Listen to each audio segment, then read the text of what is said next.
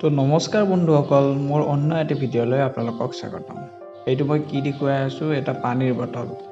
আৰু এই পানীৰ বটলটো মই এতিয়া ইনভাৰ্টাৰৰ যিটো বেটাৰী আছে, বেটাৰী দুই প্ৰকাৰৰ থাকে, এটা ৱেট চেল এটা ড্ৰাই চেল। ৱেট চেলটোত এইটো প্ৰয়োজন হয়, ইয়াক ডিষ্টিল ৱাটাৰ বুলি কোৱা হয়। ইয়াৰ দামটো হ'ল 15 টকা। এইটো আপুনি হাৰ্ডৱেৰ বা ইলেক্ট্ৰিচিটিৰ দোকানবিলাকত পাই যাব। এইটো নভৰালে আপোনালোকৰ ইনভাৰ্টাৰবিলাক বেয়া হয় আৰু ঢেৰেকনিটো বেয়া হয়। প্ৰথমতে আমি এইটো পানীটো ভৰাবলৈ হ'লে আমি ইনভাৰ্টাৰৰ কানেকশ্যনবিলাক মেইন লাইনৰ পৰা চব অফ কৰি ল'ব লাগিব, ইনভাৰ্টাৰটো অফ কৰি ল'ব লাগিব।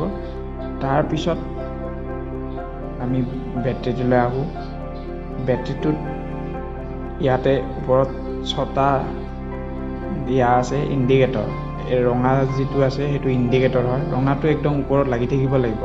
যদি নাই লগা তলফালে আছে তেতিয়া গম পাব যে সেইটোত পানীৰ অভাৱ আছে, চ' পানী লগা হৈছে।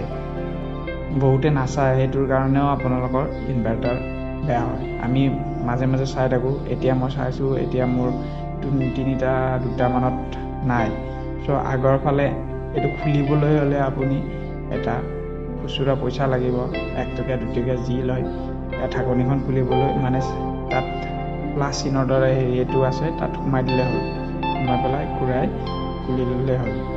তাৰপিছত এয়া মই খুলি আছোঁ। খোলাৰ পিছত পানীটো লৈ ইয়াত ঢালি দিম।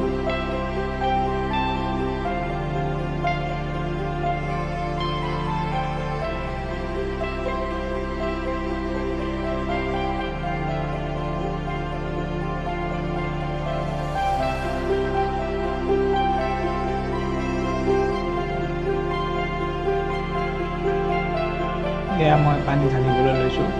ঢলাৰ লগে লগে আপুনি আগৰ ফালেও চাই থাকিব। যেতিয়া এই ৰঙা যিটো ইণ্ডিকেটৰ সেইটো যদি ওপৰত লাগি যায় তেতিয়া গম পাব যে ইয়াত পানী ফুল হৈছে, আৰু তেতিয়া পানী দিয়াটো বন্ধ কৰি দিয়ক। এতিয়া ৰঙা চিনটো উঠা নাই, অলপ দেৰিকৈ এই ওপৰত গ্ৰীণ ছিগনেল এটাও আছে, সেইটো ক্ৰছ কৰিলে আপুনি বন্ধ কৰি দিব।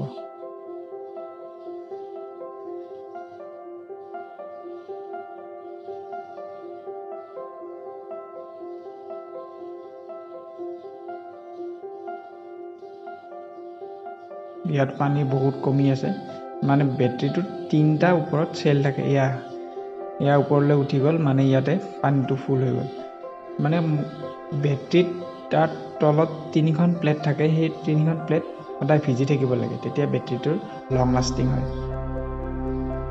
এতিয়া পানী উঠাৰ লগে লগে মই ঢাকনিটো বন্ধ কৰি দিলোঁ। ঠিক তেনেদৰে বাকীকেইটাতো দিম অকণ যিবোৰত লাগে, আৰু এনেকৈ আমি পানী ভৰাওঁ।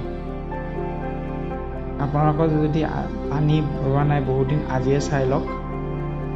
তাৰপিছত আপুনি দোকানৰ পৰাই এইটো 15 টকা লয়, সেইটো কিনি আনক আৰু এনেকৈ ভৰাই লওক।